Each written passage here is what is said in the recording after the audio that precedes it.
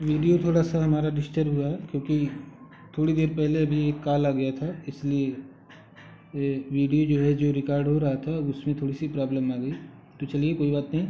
हम आपको बता रहे थे आइवरी कोस्ट विश्व में सर्वाधिक कोक उत्पादन करने वाला देश है और इसको हम मैप में देखने की कोशिश कर रहे थे।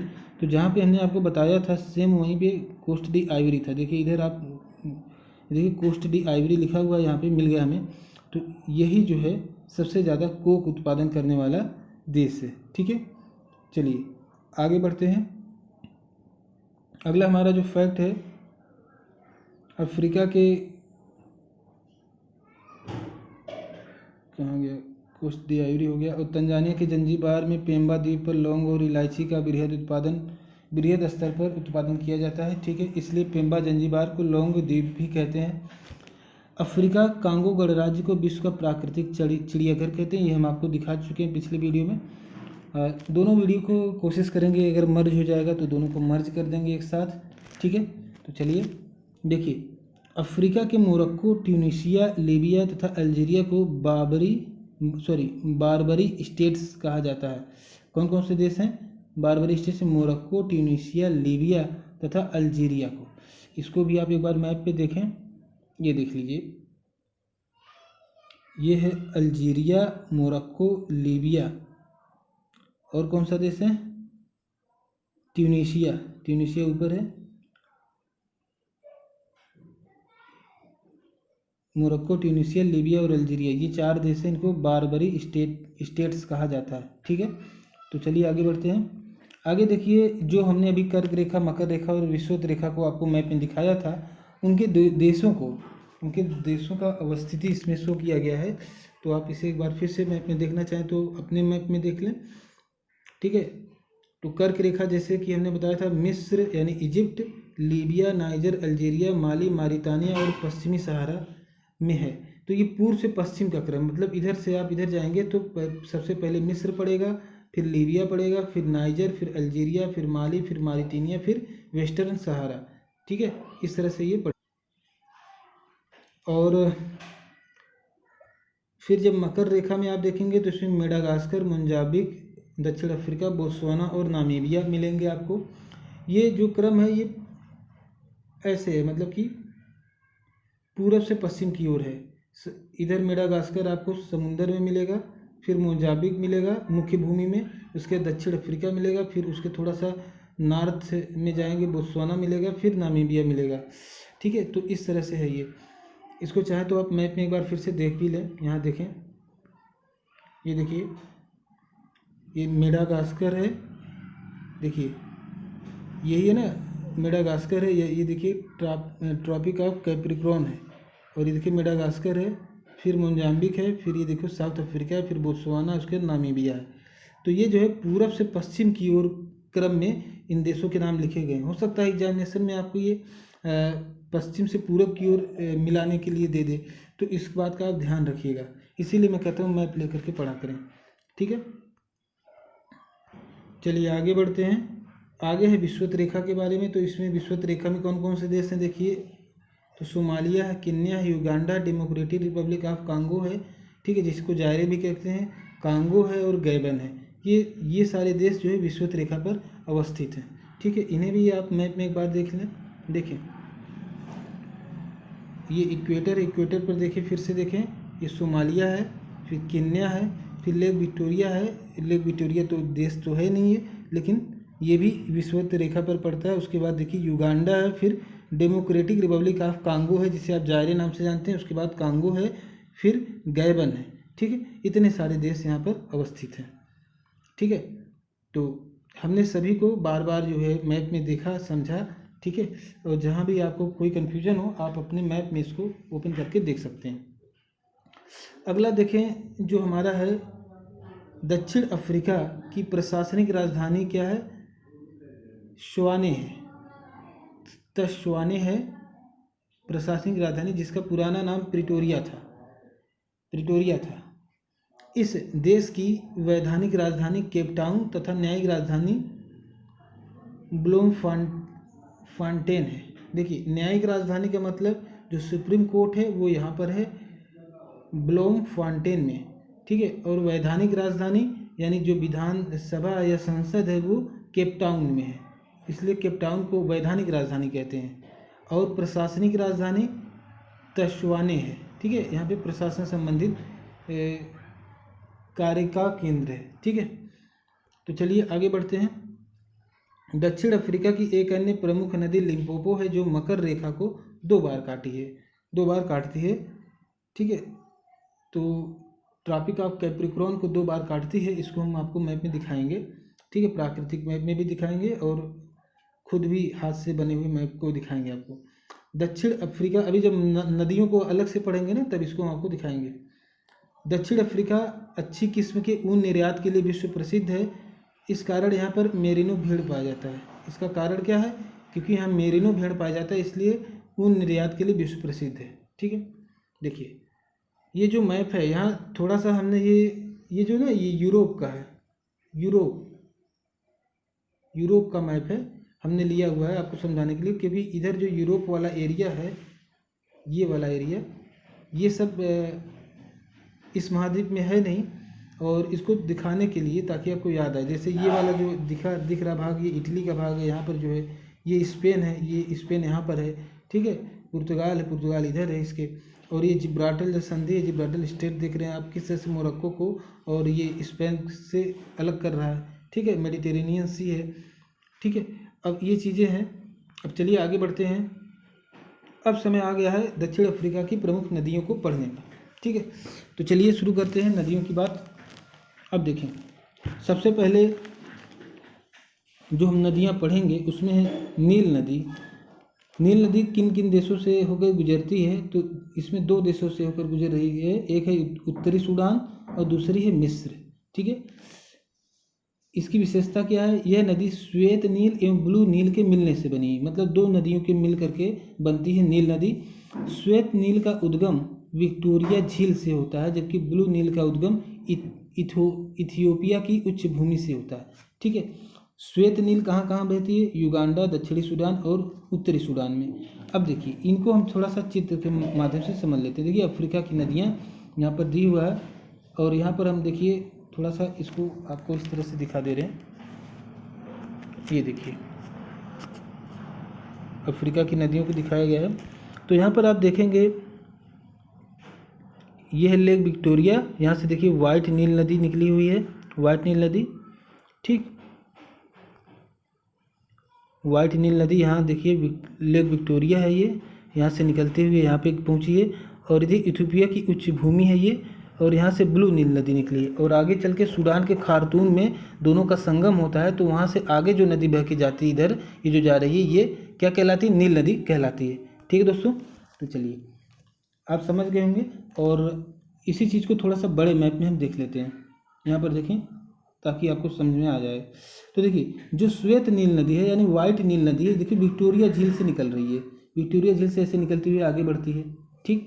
और इथियोपिया की उच्च भूमि पर एक झील है जिसे ताना झील के नाम से जानते हैं। देखिए ताना झील है, इथियोपिया की उच्च भूमि है, हाईलैंड्स ऑफ इथियोपिया इसे बोलते हैं। और उसके ऊपर एक झील है, ठीक है, उसके ऊपर एक झील है जिसे ताना झील बोलते हैं, और वहाँ से नीली नील नदी निकलती है, यानी ब्लू नील निकलती है।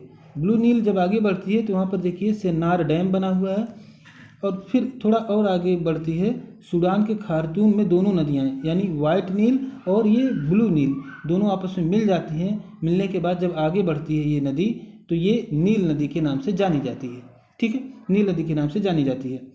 और नील नदी अंत में चापाकार डेल्टा बना करके फिर जो है भूमध्य सागर में मिल जाती है।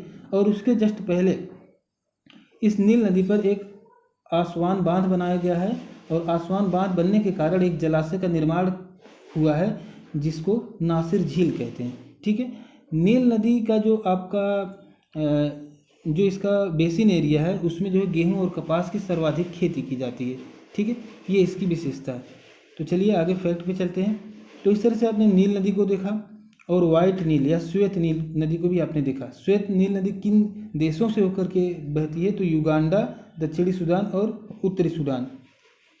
श्वेत नील का उद्गम देखिए विक्टोरिया झील से होता है, जबकि ब्लू नील का उद्गम इथियोपियाई उच्च भूमि से होता है, जैसा कि हमने आपको अभी मैप में दिखाया, ठीक है। आगे बढ़िए, एक है जुब्बा शैबेली नदी।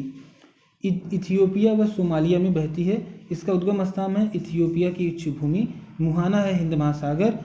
सेलेबी जुब्बा की सहायक नदी है। सेलेबी नदी के तट पर सोमालिया की राजधानी मोगादिशु स्थित है। बस ये इसीलिए इम्पॉर्टेंट है क्योंकि सोमालिया की राजधानी जो है मोगादिशु जो है जुब्बा नदी के किनारे स्थित, सिलेबी नदी के तट पर है। ठीक है, तो ये बात आप ध्यान रखें। अब आगे बढ़ेंगे हम। अब जितनी भी नदियाँ यहाँ पर आएंगी हम इस मैप में देखेंगे। ठीक है, बहुत सारी नदियाँ यहाँ पर हैं, उनको हम देखेंगे।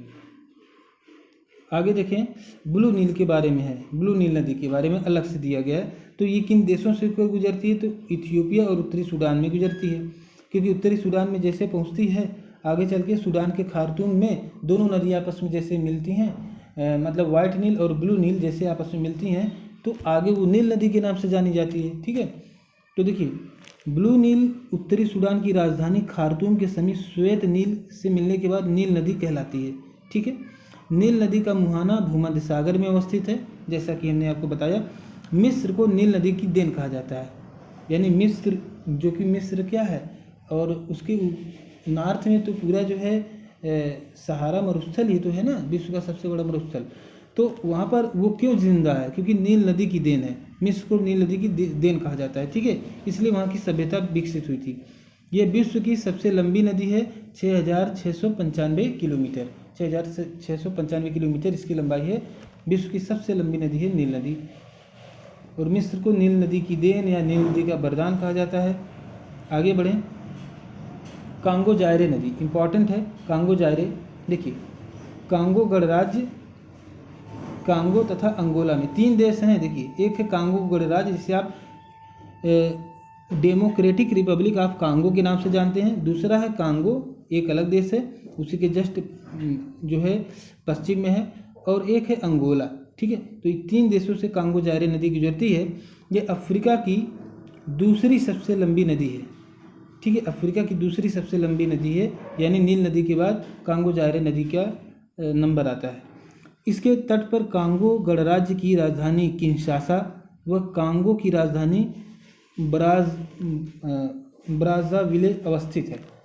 यह नदी विषुवत रेखा को 2 बार काटती हुई अटलांटिक ओशियन में गिर जाती है। ठीक है, विषुवत रेखा को 2 बार काटती है, इसलिए इम्पॉर्टेंट है ये कांगो जायरे नदी। इस नदी बेसिन के विषुवतीय क्षेत्र में, विषुवत रेखीय क्षेत्र में विश्व की सबसे छोटे कद वाली प्रजाति पिग्मी प्रजाति पाई जाती है। देखिए, कसई उबांगी इसकी महत्वपूर्ण सहायक नदियां हैं। कसई नदी के बेसिन में जो हीरा का रिजर्व पाया जाता है, डायमंड रिजर्व पाया जाता है, इसलिए प्रसिद्ध है। अब देखिए, इसको एक बार मैप में देख लेते हैं। कांगो जायरे, ठीक है, कांगो जायरे नदी, ये देखिए यहाँ से निकल रही है नदी, ऐसे बहते हुए जा रही है, फिर इधर, यानी विषुवत रेखा को यहाँ पर 1 बार काट रही है, फिर यहाँ पर आके दोबारा काट रही है। और देखिए इसकी सहायक नदी, देखिए कसाई नदी। ठीक है, और ये कसाई नदी बेसिन हीरे के उत्पादन के लिए प्रसिद्ध है। इसका मुहाना कहाँ? अटलांटिक महासागर में। ये देखिए अटलांटिक महासागर में है। ठीक है, और देखिए लुआ पुलार और लुआ लबा, इन 2 नदियों के मिलने से जो है इस कांगो जायरे नदी का निर्माण भी होता है। ये भी बात आप ध्यान रखें। और इसको हम थोड़ा सा मैप में देखते हैं।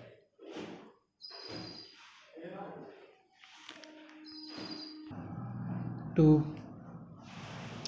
आप मैप में अगर देखना चाहें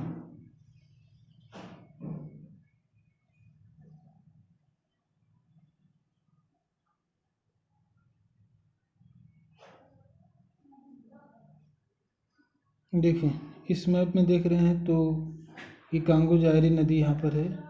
ये 2 बार विषुवत रेखा को काटती हुई जा रही है, और कसाई नदी इसकी सहायक नदी है।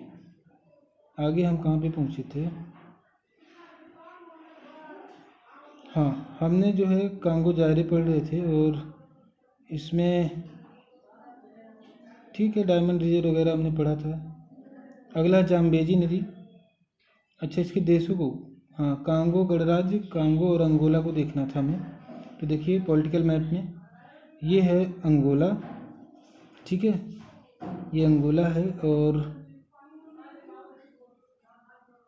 ये कांगो है, ये कांगो जायरे है। ठीक है। तो इन 3 देशों से नदी जो है गुजरती है और उस विषुवत रेखा को 2 बार काटती है। तो देखिए यहाँ पर ये कांगो जायरे नदी देखिए यहाँ पे ऐसे जा रही है और ऐसे इसमें प्रवेश कर रही है।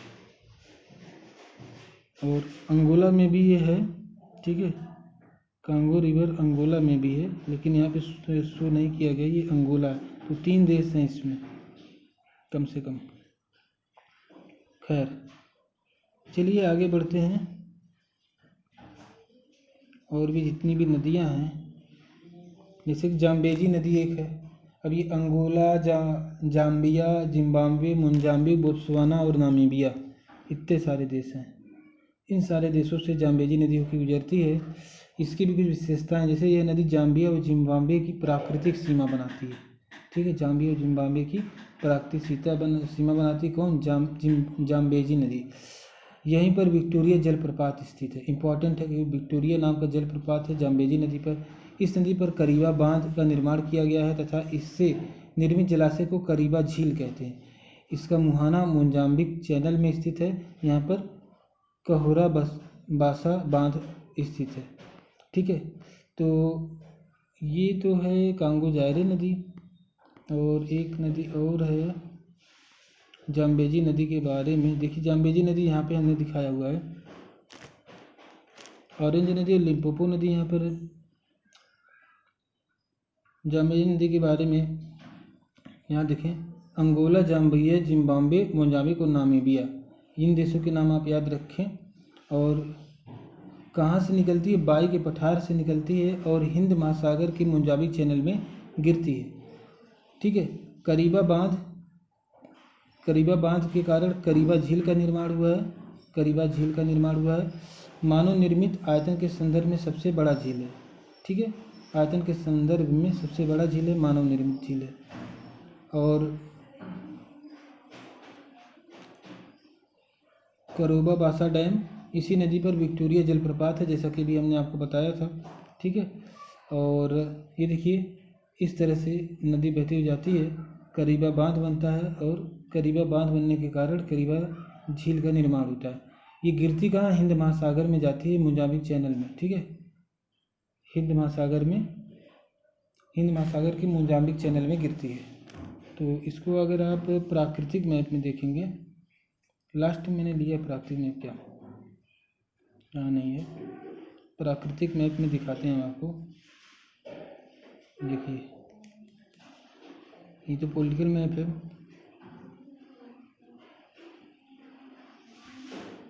प्राकृतिक मैप ये है।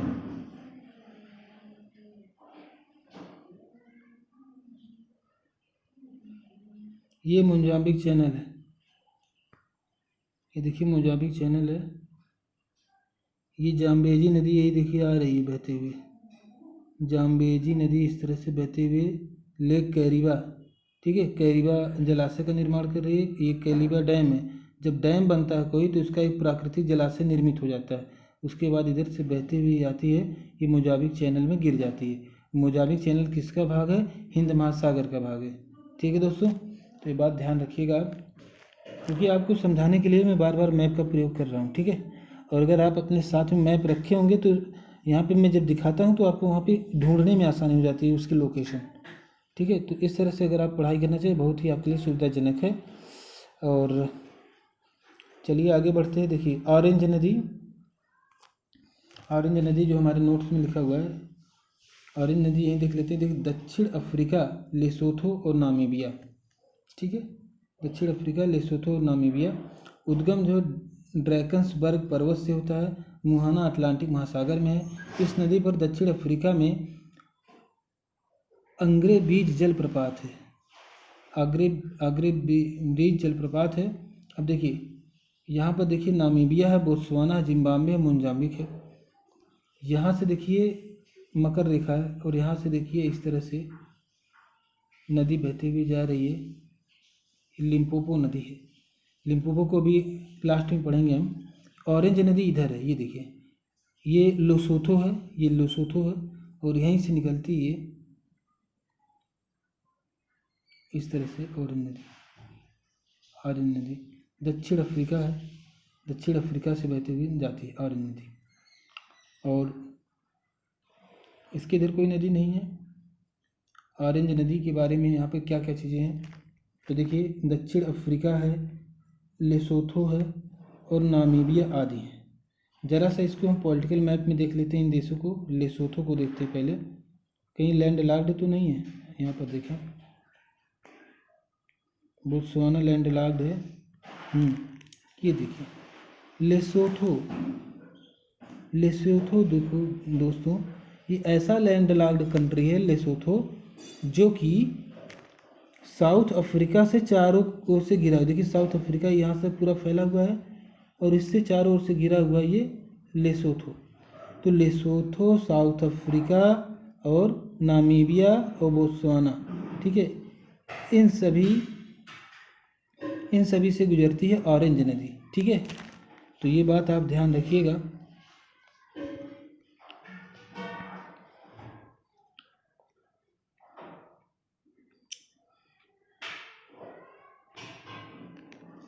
लेसोथो, नामीबिया आदि। देखिए ड्रैकन्सबर्ग पर्वत से निकलती है, मुहाना अटलांटिक महासागर में है। ऑरेंज नदी का देखिए इधर गया था ना अटलांटिक महासागर की तरफ। यह नदी दक्षिण अफ्रीका व नामीबिया की सीमा बनाती है। किसकी सीमा बनाती है? दक्षिण अफ्रीका व नामीबिया की।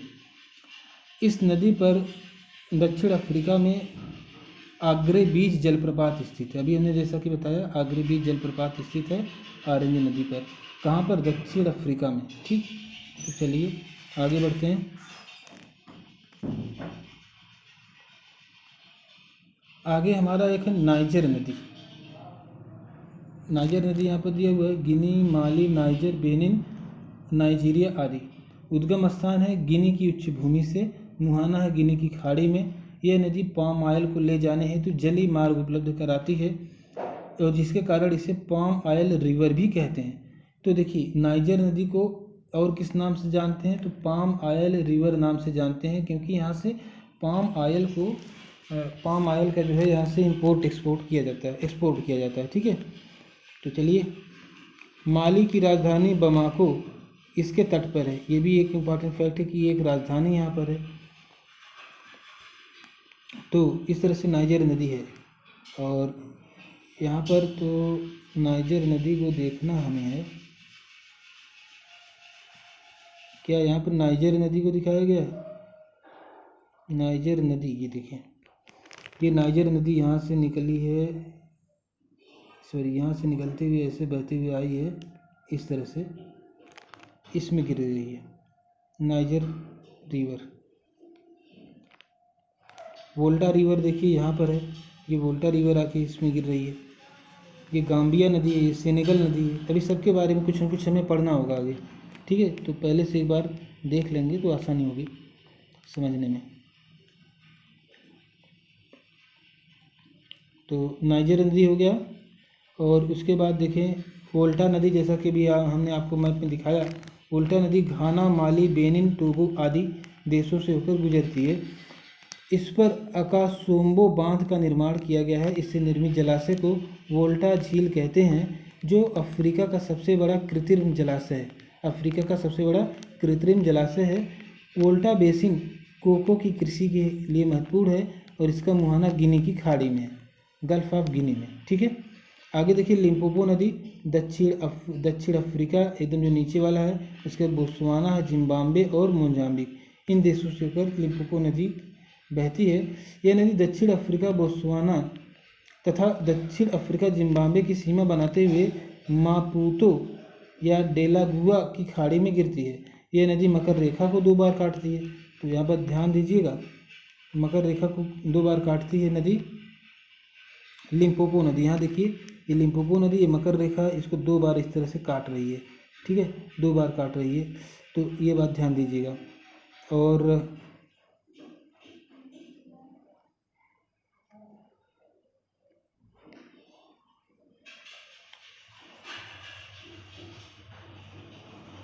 और इसको हम एक बार, इसको भी हम देखना चाहते थे इसमें प्राकृतिक मैप में, पॉलिटिकल में ही देख लें।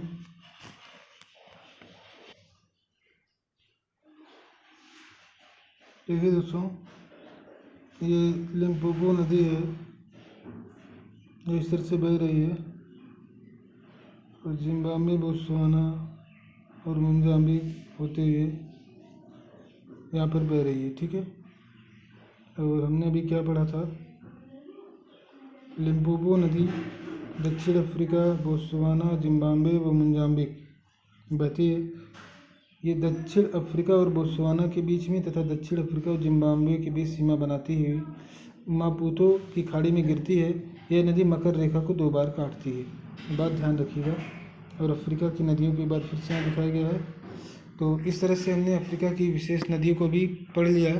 Thank you so much for joining us. और जब भी हम अगले एपिसोड में मिलेंगे, अफ्रीका के झीलों के बारे में हम पढ़ेंगे। ठीक है, तो thank you so much for watching this video. और मैं कोशिश करूँगा कि जो इसके पहले का वीडियो भी रिकॉर्ड हो रहा था, कुछ मिनट बाद कॉल आने के कारण वो जो है अलग हो गया, तो उसको मैं फिर से इसमें दोनों मर्ज करने की कोशिश करूँगा। अगर मर्ज नहीं होगा तो पार्ट 1 पार्ट 2 नाम से अफ्रीका पार्ट 1 पार्ट 2 नाम से आपके पास पहुँच जाएगा। ठीक है, thank you so much for watching this video. Thank you.